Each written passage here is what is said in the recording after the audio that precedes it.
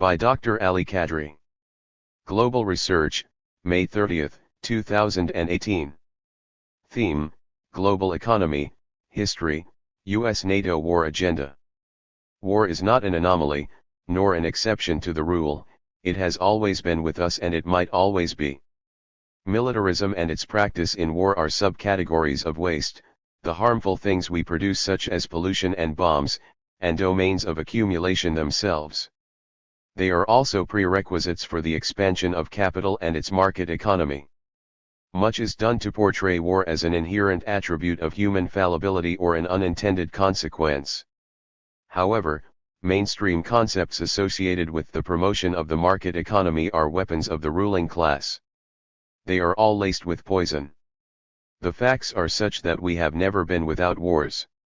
Amongst other economic functions, wars invariably act as measures of depopulation, regulating the supply of global labor. My hypothesis is that a market economy requires a permanent state of war. Behind the crocodile tears for the human disasters and white man burden, people and nature are of value in themselves, and war does a good job at consuming both very quickly. In a globally integrated production process, all idle assets are legal property and, as such, economic categories, influencing the production process and exchange either by being consumed, set aside or destroyed. Nothing escapes the rule of capital and its guns, which means that man and nature are commodified value, either actively or in suspended animation, the latter because commodities obey the time ordained by capital, abstract time as opposed to conventional time. This latter point is not too abstract if we think about it this way: people in power decide the time to engage and act, and so we cannot think of time in terms of a conventional or chronological ordering. After all, that is what is meant by totality when we say capital is a totality. I revert to this below. Just as hegemonic imperialism controls space, real time is also at its command. All the pollution humanity already produced, all the waste, has now entered the market to be sold for a price. Pollution was never free of charge. It was something of value whose time to enter the market and exchange for a money price is power derived, or decided by the power of capital.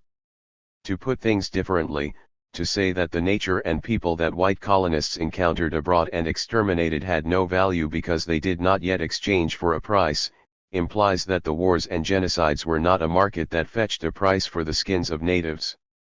It implies that destruction is not inherent to capital's activity, and as such, noble savages and their territories were just things whose obliteration did not generate any value. What is wrong with the Western theory of value is that it assumes that value is an object or a thing. It omits the subject in value, the power relation in control of time and space, whose most ferocious form is imperialism. The Third World has somewhat become fortunate as a result of the environmental disasters simply because it entered the discourse as a victim of capital and its imperialism, just like nature. Although capital metabolises both man and nature, bourgeois elements such as those of the British royal family still posit that there are too many humans. It is as if there is an infestation of some mammal species, which requires culling by safari hunting trips. At any rate, the industry of war, insofar as it consumes people, lives in short spans of time, is an intense surplus value producing activity. And as we know, it takes surplus value to undergird profit rates in a global production. Across history, wars were always present, as they would be in class society. However, they acquire a distinctively destructive bent in a market economy dominated by finance monopoly capital. Prior to the current capitalist mode of production, the one in which our lives came to depend on the market, that is before people started to sell their labor for a wage in highly mechanized factories that produce far in excess of society's needs, empires, more often than not, did not destroy the peasants and their low-tech tools. Obviously they needed them for more tribute. Long periods of stagnation and stability took root, longue durée as they have come to be known, because although political regimes may change, the economic base of society experienced little upheavals. A conquering empire would soon have to repair the irrigation canals and restore stability. Pre-capitalist crises were crises of underproduction and underconsumption, namely caused by nature. As capitalism and its free market trade dawned, we began to produce for profits and in excess to existing demand. The regulation of the resources employed by society required the setting aside of people along with some of their outdated technological means. Moreover, the private mode of appropriating moneyed profits severed the compatibility between what people need and what people produce.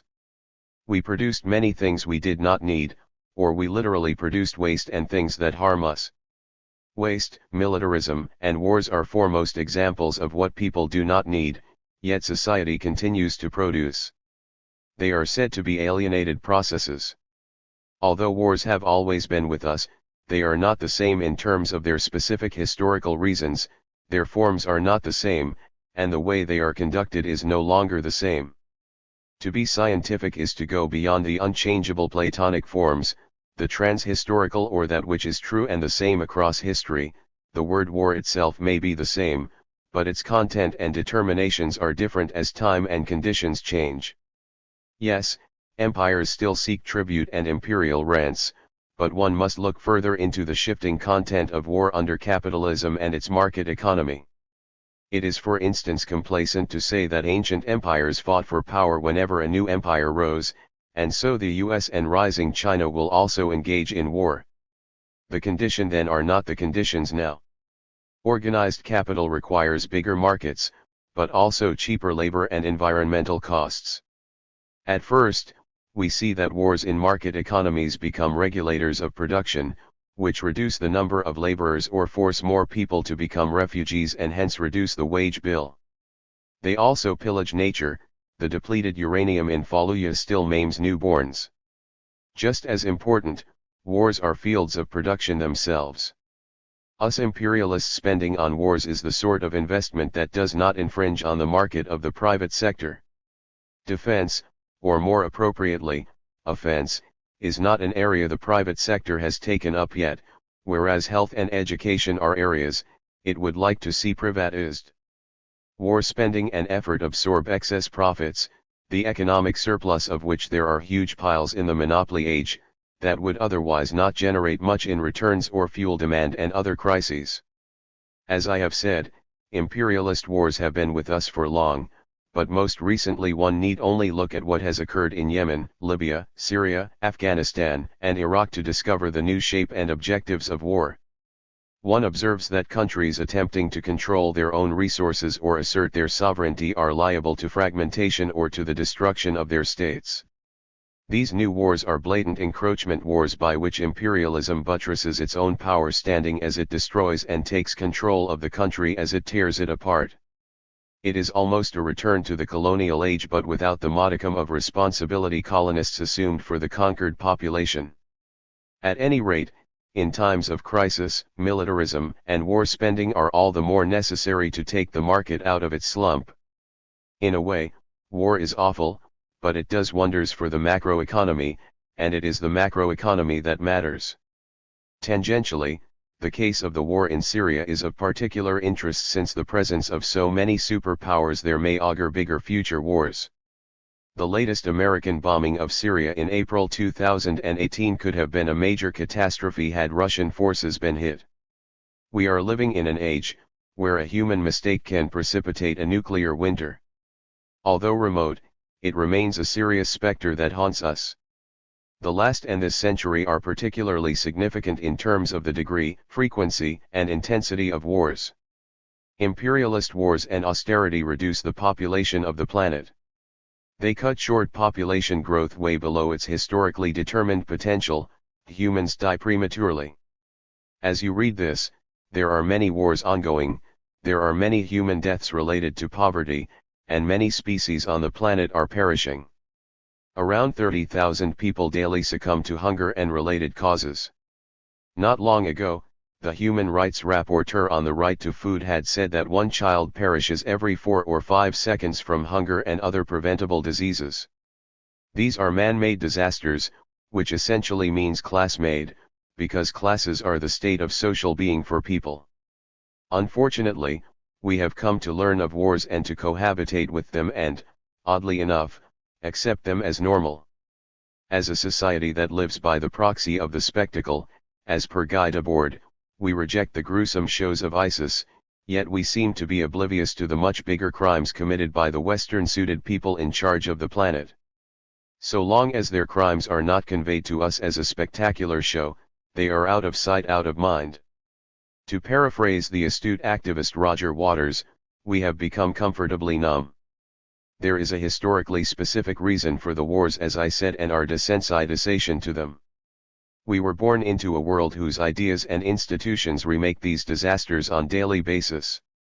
Indeed, the interlocutors of capital would have to proclaim that they work for peace and the reduction of poverty, but that is not the tendency under capital, the dominant relationship, because as I have mentioned above, the making of profits requires the setting aside or destruction of resources. These institutions and ideas, ideologies, are there before us and they are real, they are the result of past powers putting them in place to promote their interests. This is the objective and impersonal history, the family, the state, the race, the nationality, etc., into which we come into life as living beings. To date, we have not changed that order of things, that history, which dictates our lives and will dictate the lives of future generations, that is if there will be more generations in the future. In a sense, history happens against the wishes of most people. As to the question of what this history is, let us just say it is the totality of the social relations of production, which in our case are capitalist relations. These capitalist relations that command history can be summarized as capital, a totalizing relation without limits and with a rationality of its own, which transforms everything social into private class wealth and power.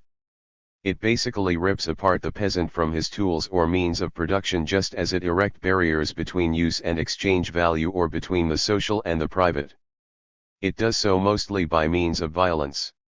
As you can see, what we call value is this particular relationship in which a laborer, through the labor invested in the commodity, produces things that it does not own or have use for, and that such a contradiction, abstract labor versus use value, resolves as the commodity exchanges for money, from which the laboring class must earn less than what it takes to acquire a decent standard of living relative to the wealth prevailing at the time. Why relative to the wealth prevailing at the time, or the historically determined level of wealth? Because it is absurd to compare someone dying from poverty and depleted uranium exposure at the age of say 43, and at the same time, say he should be happy, because in Sumerian or Neolithic times, he or she would have at best lived to 23 years. Time is also of shifting quality and incoherent.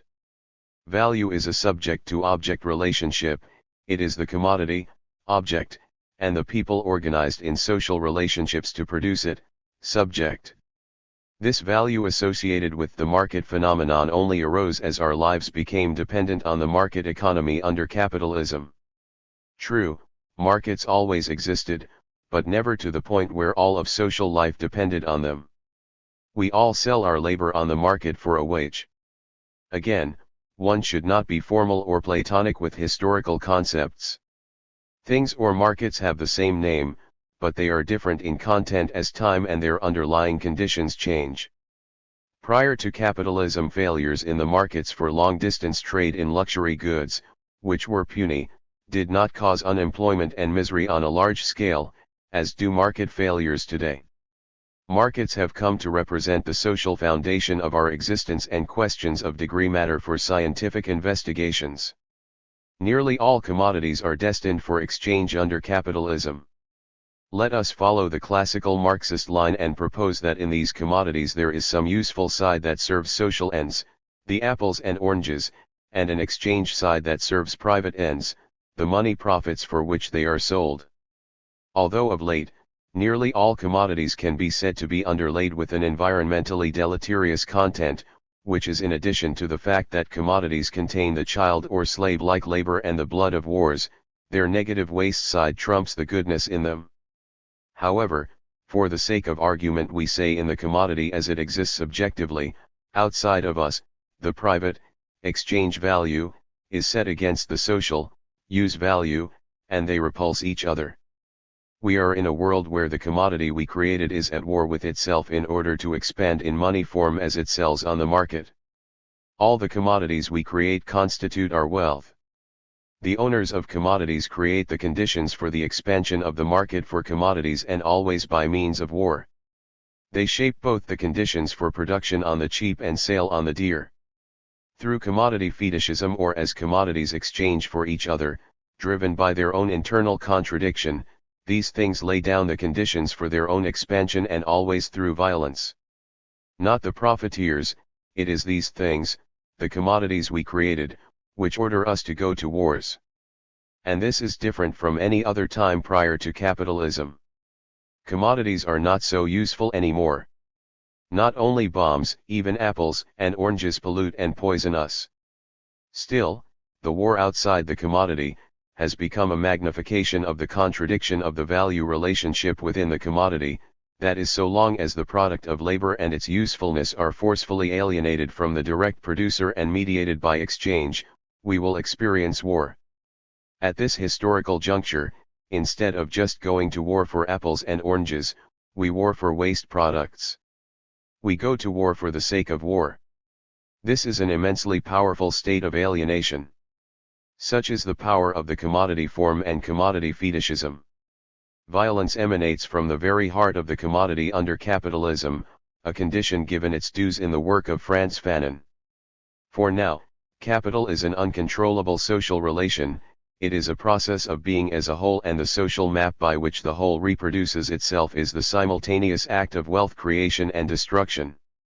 Evidently, waste in general and war in particular fall on the destruction side of the capital relationship as it reproduces itself.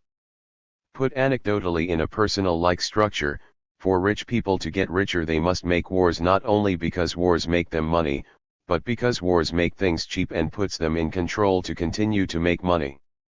Even if one tries to simplify reality, it remains somewhat convoluted, as it should be, else the answers to everything would be too easy. In the immediate, that is, as we observe things that are the products of history now, the interests of the few in leading positions, organized in various social forms, those who inherited the privileges and the wealth from previous generations, they would like to maintain things as they are and continue to expand the markets for more of the private wealth, while at the same time reducing the costs of labor and environmental inputs. The ruling class is the dominant relationship in capital, which in relation to other classes makes history, would not like to keep capital as it is, it would like to expand it. Most working people are faced off against their institutions and ideologies. These are the structural forms of history, which, like history, exist outside of them and controls them. Naturally enough, these institutions systemically promote the cheapening of labor and the environment by the most gruesome means. Obviously, to make people and nature cheap, business and its class must pay people less or put back less into the environment, which means to lessen them in quantity and quality. Militarism as a domain of accumulation and its wars does a great job at both. I will explain why and how briefly. To give structure to ideas, the world of which I speak is the real world that is governed by huge institutions like the UN, the World Bank and the IMF and their mainstream ideologies. To be sure, there is no right or wrong or good and bad in ideology. There are class ideologies, and the ideologies of these institutions serve the imperialist class. These are not democratic institutions. They are principally ruled by the powerful U.S. leading class, which is heir to the colonial European empires and its historically amassed power and wealth. Such a lopsided power structure, trailing from the past, favoring the Western world, Western in the ideological not geographic sense, produces game rules and ideas that promote the interest of the Western ruling classes and their allies downstream. It does so by maintaining unequal political, social and trade relations. For instance, heads of states in the powerful nations are the product of such domineering order, and they perpetuate such a structure or the status quo. That the US holds most power in the most important organizational bodies, the UN, etc., in the world, is not a conspiracy, it is a fact available for everyone to see. That is, I am not speaking of people conspiring behind closed doors, although that happens too. I am speaking of the obvious. The world has been perpetually made into an uneven power structure, both at the level of institutions and ideas, to promote specific interests, which to date have undermined people and nature. This much we know after the fact, or ipso facto. For capital to serve its interest, that is to produce things to sell on a market for profit, it also requires wars to extract raw material, oil extraction that pollutes for example, and union busting to lower wages, etc. Making wars for raw materials is a widely debated point.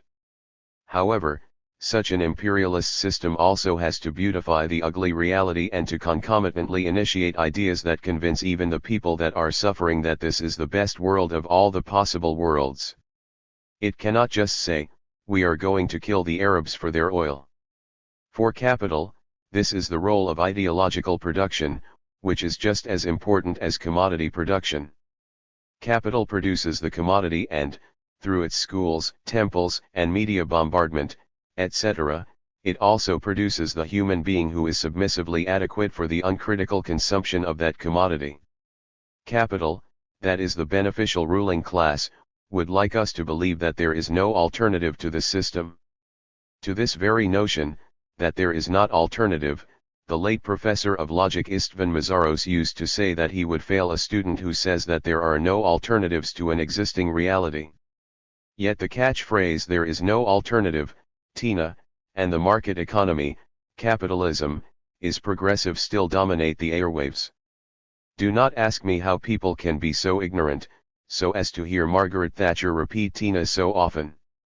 Sections of people can be held hostage to capital for lack of alternatives and fear of transition to a better world. That is a question related to the development of revolutionary consciousness, for which there is not enough space here to address fully. Is capitalism really progressive?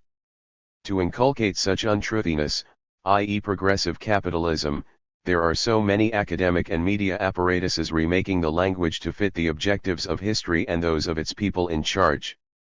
Orientalism, for instance, is one way of depicting the other or the barbarian in lesser standing, but demeaning others is standard practice across history and in every class society. The real Orientalism, the one that returns further gains to the powerful relationship of capital, to the ruling classes, such as racism, occurs at the juncture where the use of pejorative language can be put to use through a power platform to usurp/undermine the other, as in slavery or colonialism. Only sticks and stones break bones, words alone do nothing. This Orientalism with teeth is different from the salient critique of literature or art. It is based on the violent practice of discrimination in a particular historical phase. In our historical phase, that language and its attendant practice would be, for example, an R2P to save the Libyans. It is neocolonial practice, which preserves much of the brutality of colonialism. It deprives the Libyan people from their state as the political platform through which they negotiate better living standards for themselves and, more importantly, from growing and producing in a world that has too many people and machines and that already overproduces. Unquestionably, there are never too many people, but the market structures production for profit in such a way that it makes people redundant.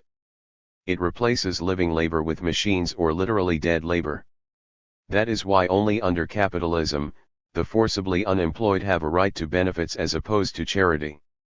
Their unemployment is a constant social handicap, which is historically determined. But the reigning ideology is not solely racist or Orientalist vis-a-vis the East, it also denigrates and misleads and targets all the working populations East and West.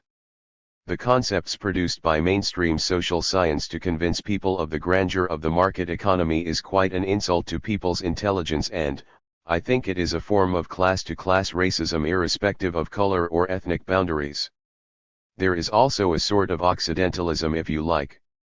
For instance, in mainstream academia, the labels conspiracy, determinism and, worse of all, structuralism acts as a god and explains everything are levied as derogatory remarks at inquisitive minds and critical students to discipline their thought processes. Let us ask ourselves a few questions to clarify these points. Can there be political action without backdoor negotiations serving disparate interests? Can there not be determinism in theory? We know history is uncertain, but can we really not be deterministic about laws of development which form a tendency for things to happen? Can any theory be so eclectic to constitute an indefinite collection of facts that does not gel or rely on a specific law of development, or can any theory not be made simple, in the sense that, it can be attributed to the development of a pivotal relationship? Theory is gray, but green is the tree of life, as per Goethe. It is an illusion to amass a multifarious reality in the mind and make it complicated, as in reconstitute all the given phenomena in empirical facts. That is not theory. It is vulgar solipsism. After all, reality is dictated by simple laws and politics. We as a society follow very simple rules, but the reigning ideology of the marketeers wants to confuse us. We call that method of bamboozling, reification, as in making real the unreal, and or to separate all things of the social totality and make it look like a salad, instead of the coherent whole, which it is in theory. This is theoretical construction we are talking about and not the absurd enumeration of infinite actuality. That is literally useless, absurd, and impossible. To further illustrate, consider for instance the interrelated concepts of progressive capitalism and its consumer surplus. Capitalism creates wealth, it is progressive, and the consumer surplus is an indication of such improvement. True, capitalism produces wealth, and for a minority on the planet standards of living improve as they buy more things relative to their incomes. But the secular trend is for the majority to suffer and for the environment to bear the brunt of chaotic production. Prices are not innocent, and they allocate resources for a social outcome that serves the people who can manipulate prices. Often people confuse prices with the real value of things. Prices are flawed representation of value because value creation is a process of production, or a social relation. Surplus value, which is the source of money profit, is never expressed in prices during its extraction. It is only after its realization on the market that it assumes a price form determined by the power rapport of that market. For capital, prices/money are a tool, the dollar is a tool, they just need to control/destroy to keep their class power, they use prices to further exploit people by cheapening them and reducing their class power. Now most working people can be cordoned off as the inferior others. We can say they do not deserve to share in the wealth because they are too primitive to use advanced machinery, or they are the others by their national identity or color. They can be poor because of constructed labels such as their culture, but not the environment. The degradation of the environment reaches everyone, even those behind palace walls. Luckily nature does not belong to a tribe, as the American Indian proverb says. And as we live in an age where humans impact the environment most, the Anthropocene, and as the planet under the market/profit way by which we organize to reproduce ourselves may totally become uninhabitable, remember we need to use labor and nature on the cheap. We then ask, where is the progress? Obviously, we must reorganize the way we produce to survive. We must reorganize man and nature. We already produce through social production, that is people getting together and cooperating to produce, and hence, we can cut out the privateers and the private intermediaries. The profit incentive already made extinct more innumerable animal and plant species than ever, and it is putting the planet at risk. There must be a better and more disciplining incentive for humanity in a planned development than otherwise. We must stem the foundational order of the market that requires destruction of nature and people to produce profits, all of this at a time when the very ideology of anything social or socialism, or anything to do with planning, is defunct. Moreover, rising identity politics divides working people across the globe. The task is daunting, but change is inevitable, because as the market expands and it harms everyone rich and poor, the chance of a turnaround grows as the masters of time, the organized privateers, lose control of social time, or the time it takes to take an initiative and turn things around. What is waste-side accumulation? In my work, I emphasize the intrinsic drive of capital to make wars and destroy people and nature. Of course, killing species including humans is a tragic act, but I look at the value destruction side of things and how it contributes to production and accumulation. To put things bluntly, killing has always been a part of the market business. I call this side of capitalism the waste side. The market produces trousers and bombs at the same time. The trousers are okay, but the bombs, the pollution, this is the waste side.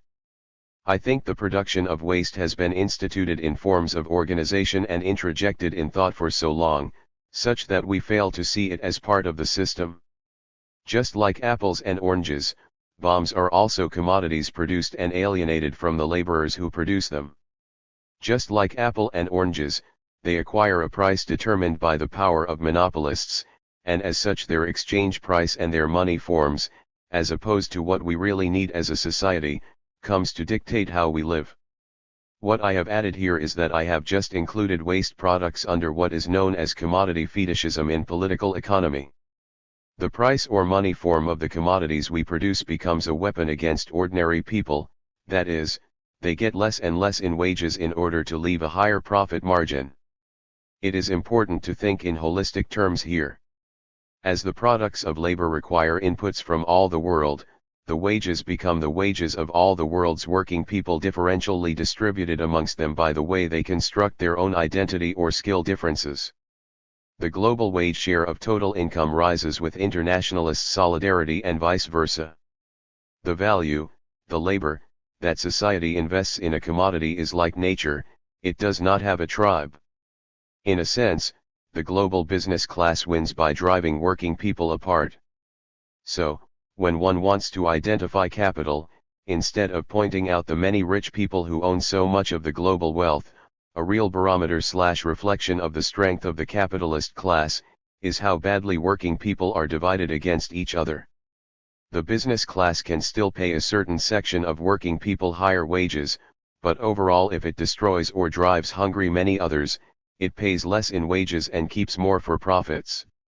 Capital is always aware of the primacy of politics and the social nature of production, that is, the roots of profits are in the control and immiseration of the working class, which also accounts for the severity of inter-imperialist wars. Like other commodities, bombs are also realized, sold on the market and consumed, but their cycle is an endless cycle engaging labor both as living and as dead people. Militarism unearths the macabre essence of capital. As production stages and areas of production are co-determined, and as capital seeks higher profits or the easy way out via militarism, pollution and bombs, waste, wars become a domain of accumulation themselves, sort of like the factory, in its social organizational structure and its industrial culture altogether. Militarism is also an investment area, which unlike other investment areas that dip as time goes on, it always has the potential for growth. Remember, states, unlike a single individual, create credit and money as they borrow. Imperialist state debt is the credit afforded to growth, whereas our debt is debilitating. Sadly, war is big business not only for the money it earns as states issue bonds to absorb surpluses, which the financial sector loves by the way, or as private business free rides on war's tech innovation, or as the state invests in the military and leaves healthcare to the private sector, etc. War is big business because it really lowers the value inherent in human lives. It takes away the will of people by destroying their organizations in order to cheapen them. The modern forms of wars which destroy states are massive forms of enslavement. Here war acts as both an adjunct to the capitalist wage system and a wage system in itself. That is to say, it helps lower wages by hijacking the will of people and their states or unions. These are forms of social organization, and it also employs workers for wages. The state is a form of people's organization in the third world, and its destruction is of use to capital. By way of interjection, the Marxian wage system is far more pessimistic, brutal, and aggressive than the Malthusian one. It always requires a diminution of the population because of crisis of overproduction. In my work, I emphasize the point that there are wars to capture natural resources, but what many people fail to recognize is that war is an end in itself. It is this bequeathed history, the social relations, the rationality behind doing everything and anything to make profits at any expense and using people who believe in the pre-existing idea that the system is great to promote that agenda, is also the overdetermining structure. But these people who take us to war and abuse us are unlike their rational master, history. They are irrational, because in the end, they will be hurting themselves, and they have already done too much damage as it is. Most extinct species and people are irrepealable. I argue that history is impersonal, objective, and rational insofar as it aligns all forces to serve the market. However, it serves the wrong ends. I also argue that the waste economy, the wars, the militarism, and the pollution, is bigger than the regular economy, and that if we continue the way we are, the current stage of history may be its last.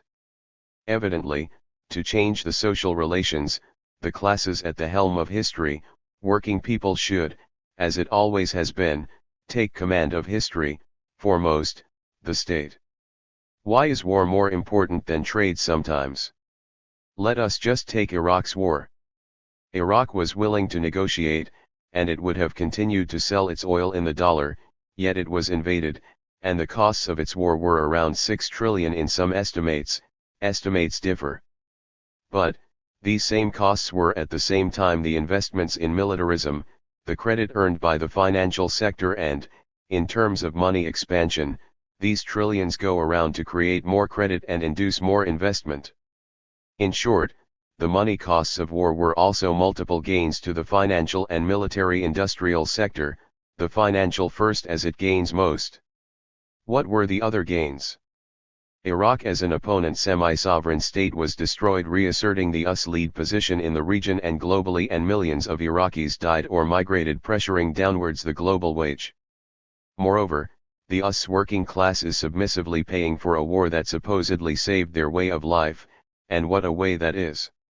Now had the US just traded with Iraq, which was a $50 billion GDP country in 1990, it may have made off with say tens or 100 billion in trade gains.